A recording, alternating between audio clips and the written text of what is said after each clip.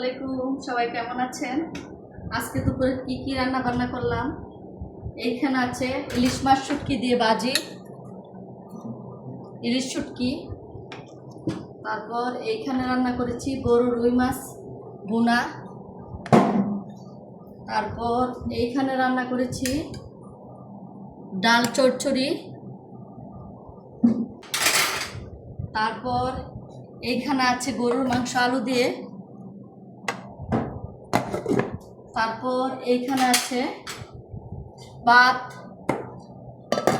এগুলোই ছিল আমার আজকে দুপুরে রান্না বান্না। এখন আমি সবাইকে ভাত দিব।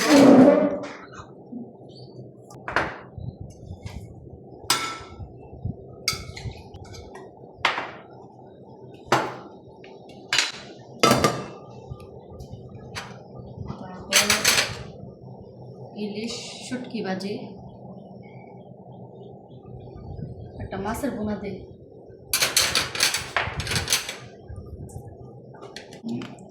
বড় রুই মাছ ছিল, ভাজি করেছিলাম।